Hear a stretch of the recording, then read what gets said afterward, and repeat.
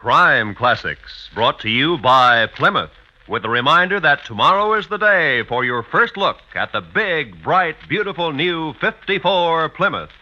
On display tomorrow. Good evening. I am Thomas Hyland with another true story of crime. Listen. That was a cake baker breaking an egg and separating it, the white here, the yolk here. That was the last of 12 eggs to be separated. Next step in the recipe, beat the whites. Our cake baker is French and a good baker, too, so, of course, the cake will be of a lightness and a delicacy that... a cake that kisses back. Pour in the sugar, the flour, and now the ingredient that makes this cake different from all other cakes.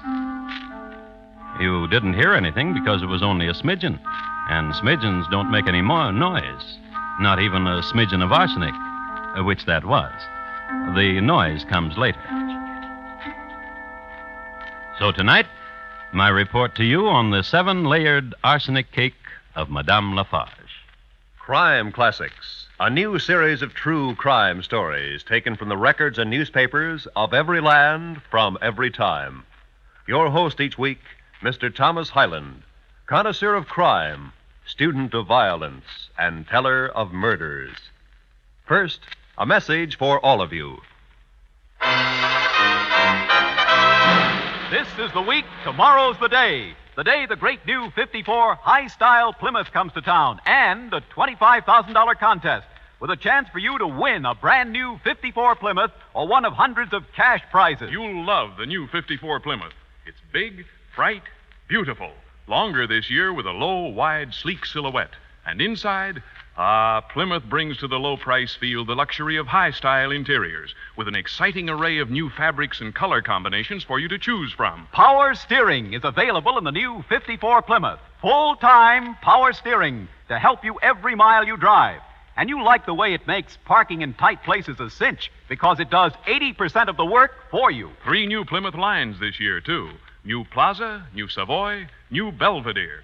3 separate lines, and in every line a wide selection of body styles and color combinations to choose from. The 54 Plymouth has 64 new features and advancements. Yes, it's 64 for 54. And tomorrow's your day for a first-hand look at this dramatic new car. Tomorrow starts the Big Plymouth contest, too. So be sure to get your entry blank from your Plymouth dealer when you go in to see the big, bright, beautiful new 54 Plymouth tomorrow.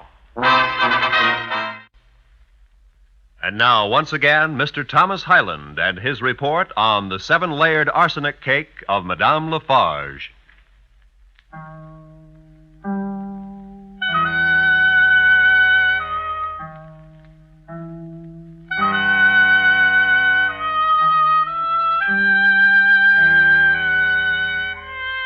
France, as the 4th decade of the 19th century was closing, Louis Philippe was on the throne. It was late summer of 1839, a season of unrest in Paris. In the dark alleys and dank cellars, a populace seethed and grumbled and wrote slogans in chalk on the cobblestones, phrases such as allons, à bas, en avant, aux guillotines, which meant that in this stage people were either for things or against things, or wanted them up or down or forward or guillotined. This was in the city. But a few kilometers away in the country, in Glandier, it was peaceful.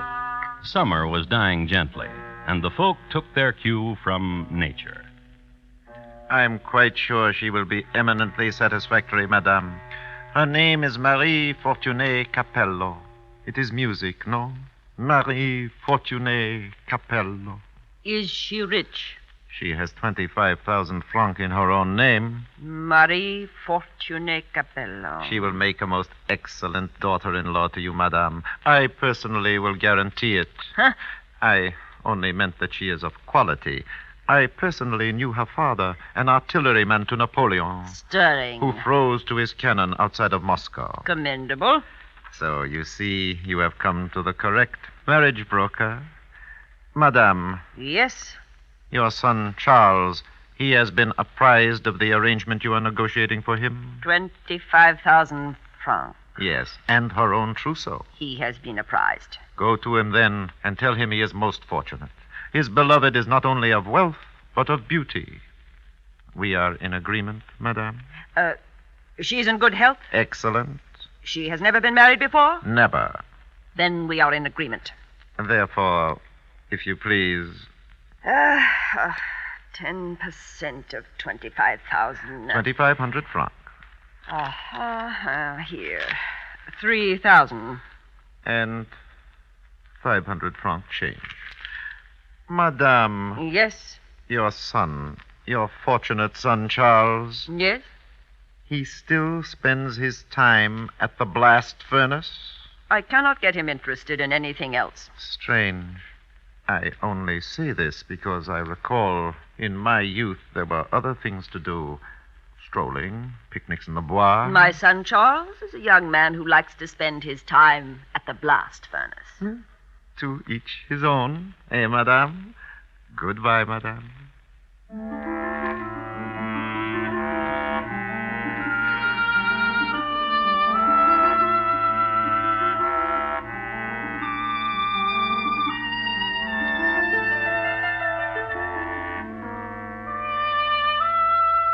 Charles Lafarge was one of those rare individuals who was just a natural-born smelter, an unsung Bessemer, as it were. In his early youth, he evinced a healthy interest in iron things and tongs and anvils and blast furnaces. His father had died while fishing for bloaters in the Seine, this when Charles was 3 years old. His mother, a good woman, was quick to recognize her son's natural bent and indulged his talents. As a matter of fact, she invested nearly all her savings in a blast furnace and an ironmongery business for her son. Charles spent most of his waking hours in the shop, shaping things on the anvil, cooling metal, or what he liked best to do, smelting. He was doing that the day his mother broke the news to him. Her name is Marie Fortune Capello. And he was 6 feet 4 inches tall. What of her? You will marry her. Why? All young men get married. You'll have a wife now, son. Son, Yes, Mama. come here to me, closer. I want to look at you. At what do you look, Mama? Nothing. You'd better get cleaned up.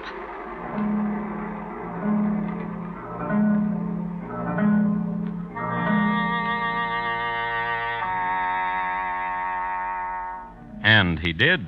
Charles got cleaned up. He bathed, shaved, and got into the clothes of a gentleman of the country. He was introduced to his fiancée, made guttural noises of approval, and in a few hours they were married. The ceremony took place in the empty and dismal halls of the Lafarge castle. In attendance were Mama Lafarge and one Dennis Barbier. Dennis, it should be mentioned, was an employee and bosom friend to Charles. And it must be assumed that Dennis was happy for his friend for having brought such a winsome and lovely creature into an abode usually reek with odors of sulfur and slag. At the end of the ceremony, Dennis offered his arm to Mama, and they left. Then, this is what happened to the newlyweds. But it frightens me. Frightens? Please. Frightens? How? The terrible heat of it. Well, it is a fire. It is hot. How frightens? Please. Look to me. Yes. This bar, this iron bar. Do you see? Do you see it bending? It. Look. Look. Why did you not look? I do not know. My mama said to me you would do what I say you do. I will try. Well, then look to me. Yes. This metal piece, this round metal piece, you see? Yes. For you. What? For you. I don't... To lock about you if you will run away from me. A shackle? Do not run away from me. Oh, don't touch me. Husband to you.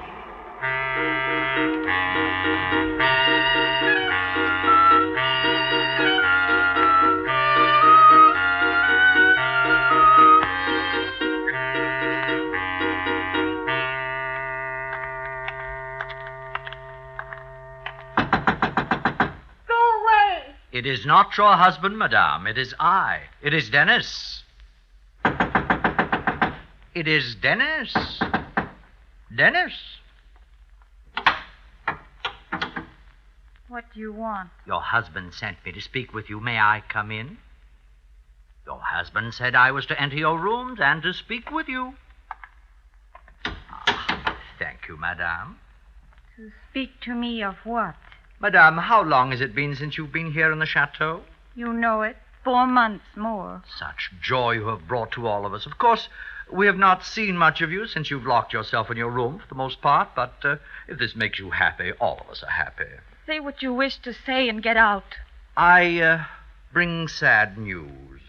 What? Your husband has gone to Paris alone. I will turn my back while you weep. You finished? Oh, madame, you look so radiant after a good cry. When did he go? This morning. Oh, He has a plan for a blast furnace, a new principle. my husband. He was introduced to pencil and paper just last week, and already he has the theory for a new furnace. Remarkable, is it not?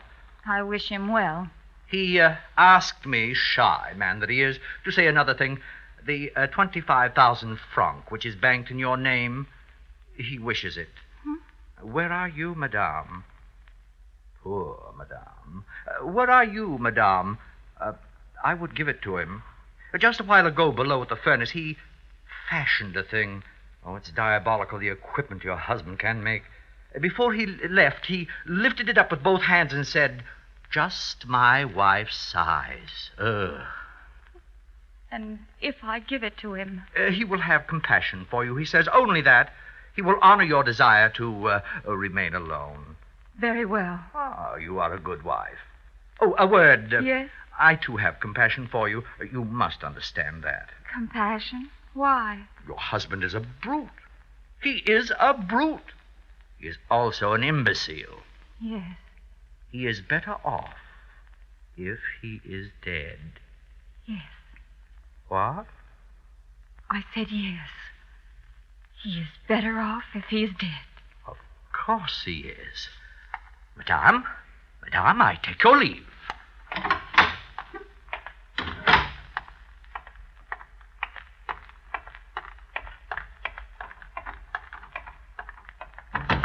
Madame Lafarge, open quickly, open. Monsieur Dennis, Madame, what are you doing in my chambers? a terrible thing, so terrible. What are you talking about? What she has said. Who? The wife of your son. She said What? Oh, What is it? that she wished your son dead. I'm sure every wife in the world has wished her husband dead at one time or another. But the way it was said. How? With a kind of madness, with a curling of the lips, a clawing of the hand, with hate, with purpose. I wish my husband dead, she said. The heavens give me strength to make it so, she said. No. Yes.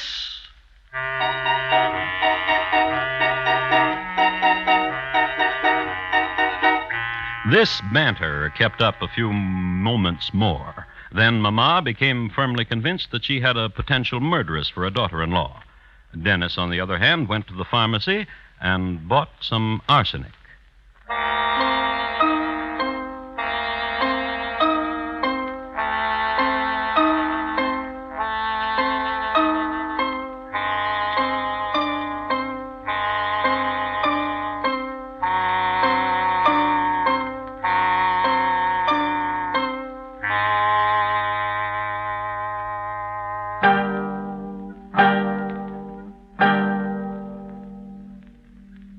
You are listening to Crime Classics and your host, Mr. Thomas Hyland. How would you like to win a smart new 54 Plymouth convertible? Well, you couldn't get one for doing less, so be sure to enter the exciting Plymouth contest that starts tomorrow. $25,000 worth of prizes in all, 6 sleek new 54 Plymouths to be given away, and hundreds of cash prizes. How do you enter? Easy. Tomorrow, visit any Plymouth dealer and see the exciting new 54 Plymouth. Look it over, sit in it, ask questions. Then, on an entry blank your Plymouth dealer will give you, just tell in 50 words or less what you like most about the new 54 high-style Plymouth. And with 64 new features and advancements to choose from, there's plenty to write about. For instance, find out about Plymouth's new high drive, newest, smoothest, no-shift drive in the low-price field at only slight extra cost. So be sure to visit your Plymouth dealers tomorrow. See this big, bright, beautiful new 54 Plymouth and enter the contest. Don't put it off either, because the contest closes Monday at midnight. Be sure to see the new 54 high-style Plymouth tomorrow. And now, once again, Thomas Hyland and the second act of Crime Classics and his report to you on the 7-layered arsenic cake of Madame Lafarge.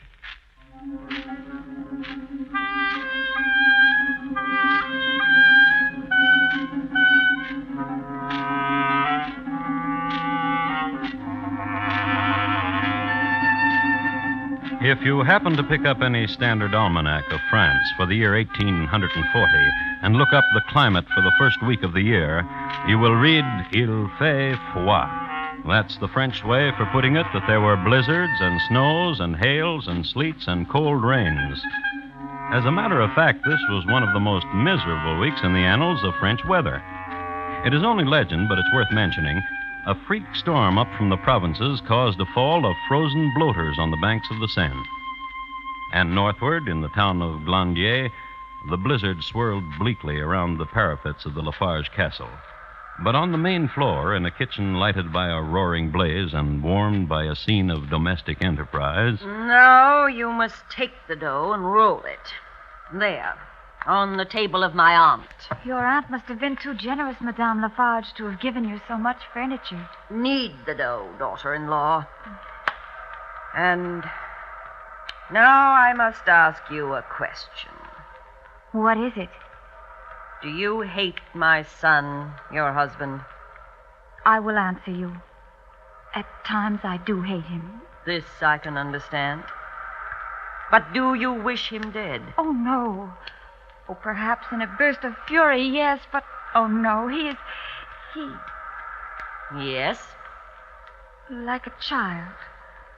Like a small child. Dennis said... What? Nothing. Dennis is so quick to take offense. He cares so much for my son, have you noticed? Truly a friend, truly. I feel for your son. Somehow, right now I feel for your son a warmth. So the baking of these cakes, which I will send to him in Paris. I am the most fortunate of mothers-in-law. I have resolved to give my marriage every chance, to forget what has happened. Therefore, I will do as my husband bids. You will send him the money? All of it that is in my name. 25,000 francs? To the sou.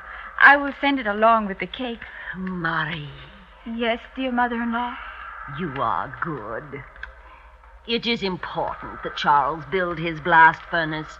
When that is done... Never mind. Here, will you put the dough in the pans? There should be enough to fill those 5 small ones. Gladly. I will wash my hands and write Charles a note. You'll find the pen on the desk of my aunt. And when you are finished, we will put it with the cakes and the money. And Dennis will mail all of it. Let me kiss you. And they offered each other their cheeks.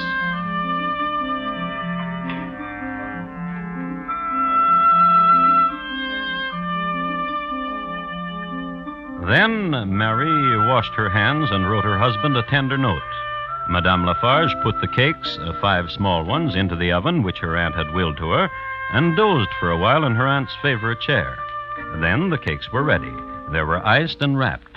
Into the parcel was then inserted an envelope containing 25,000 francs, and a few words of encouragement and endearment and new resolution. Then... Dennis?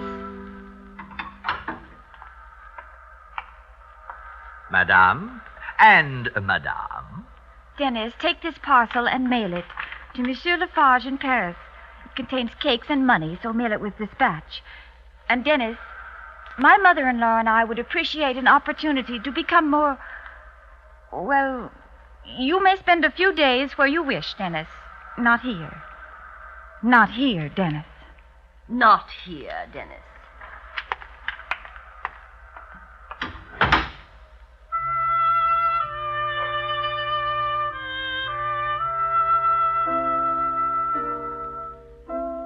Oh, Charles Lafarge got the parcel all right. It was mailed all right, and he got it. But if you think for one moment that Dennis was there when it arrived, you're right. So, my dear friend Charles, I thought that you would be lonesome in Paris. So many of the young men get lonely in Paris. You are good. So I thought to... Now, who could that be? Charles. Charles? Now, who could that be? May I see? I will see. Oh. Well, thank you. A package for you, Charles. A package? Yes, it is. May I open it for you? I will open it for you. It's from Glandier. From your wife. What could it be? I feel kindly toward my wife. Perhaps when this of the blast furnace is done, when I get back to Glandier, I will... A cake? I like cake. Such a large cake. And here, an envelope. Oh, money. How much? 3,000 francs. I hoped she'd send the 25. Oh, there is a note here, too. Read it to me. Dear Charles, keep warm. Here is cake, here is money. Your wife, Marie. Charles? Yes? May I cut a piece of cake for you? I will cut a piece of cake for you. Myself, I will eat none of it. My stomach is turning into a paunch. It is a fine-looking cake. Here. Eat. Do you like it? Is it good? Is it light? Yeah. More.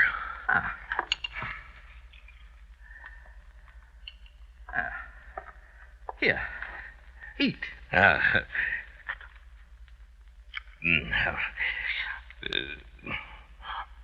What's the matter?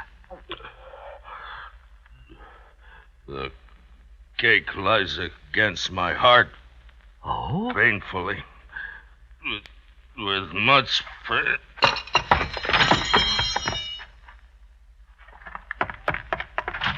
Help!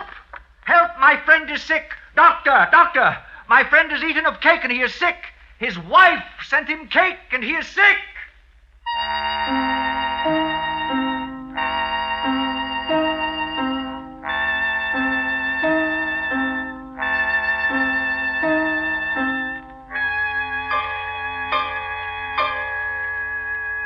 His wife sent him cake and he became sick, Inspector. I do not wish to say it, but you forgive me, do you not? Yes, you do. I was in the presence of his wife when she said she wished her husband dead, that she thought him a brute and an imbecile, and she wished him dead. And then she sent me to buy arsenic for mice, she said. For mice. Then this cake comes to my friend Charles Lafarge, and he eats of it, and now he is dead. Inspector, you forced me to say it. I did not wish to say it, but you forced me.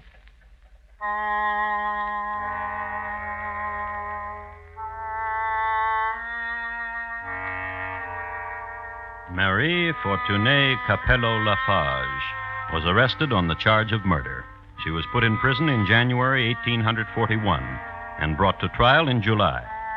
It is safe to say that this period was a time of travail, for Marie lost 40 pounds, her golden hair turned to silver, and her youthful complexion turned ashen. These, in the main, were observations made by Raoul Lessy, the George Garvey of the Fourth Estate of that day.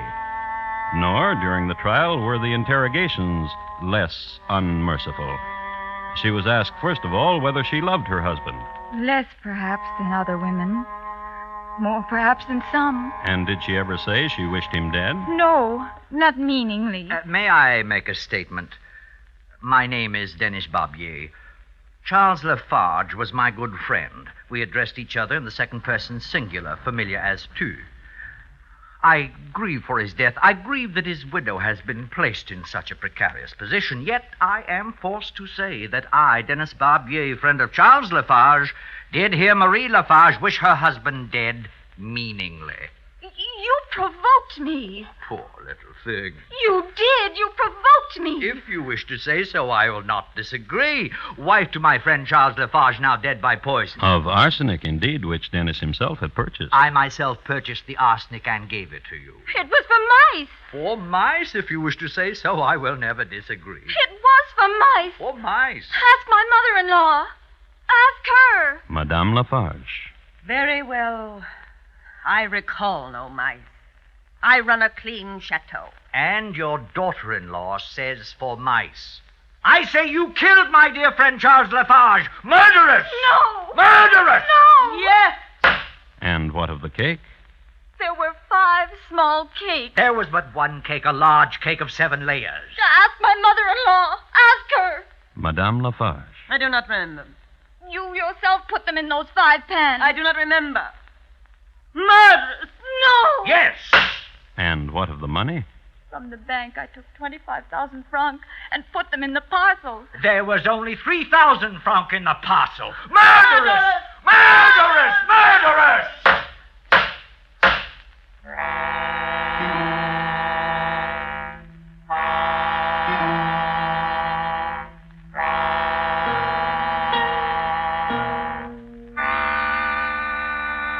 Marie Lafarge was found guilty and sentenced to life imprisonment at hard labor. Also, occasional exposures in the pillories. Then, Mama, 12 years later on her deathbed, suddenly... I remember. I remember. It was not a 7-layered cake.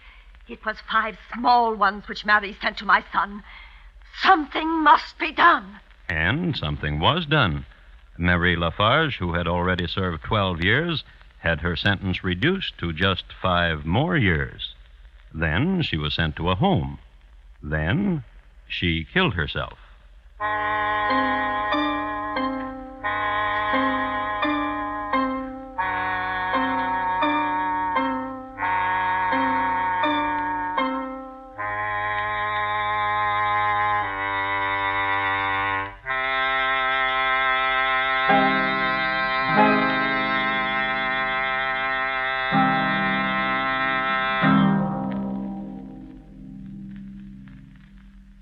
Thomas Hyland will return in just a moment to tell you about next week's Crime Classic.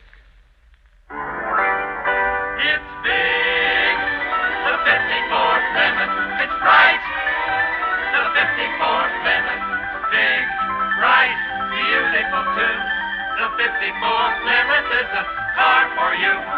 Yes, the new 54 high-style Plymouth is the car for you, and tomorrow's the day to see it. Tomorrow's also the day to enter the big $25,000 Plymouth contest. You'll find all the easy rules and a complete list of prizes on the entry blank your Plymouth dealer has for you. So remember, you have a date tomorrow to see the big, bright, beautiful new 1954 Plymouth. And here again is Thomas Hyland. Next week, the broad state of New Mexico, at a time when it was worth your life to walk down the street, armed or unarmed, day or night. My report to you will be on Billy Bonnie Bloodletter, also known as the Kid. Thank you. Good night. Madame Lafarge, tonight's crime classic, was adapted from the original court reports and newspaper accounts by Morton Fine and David Friedkin. The music was composed and conducted by Bernard Herrmann, and the program is produced and directed by Elliott Lewis. Thomas Hyland is portrayed on radio by Lou Merrill. In tonight's story, Eve MacVeigh was heard as Marie, Irene Tedrow as Madame Lafarge, Joseph Kearns as Dennis, Edgar Barrier as Noonie, and William Conrad as Charles. Roy Rowan speaking. Crime Classics was brought to you by Plymouth, with a reminder that the new 54 high-style Plymouth comes to town tomorrow. Be sure to see it. This is the CBS Radio Network.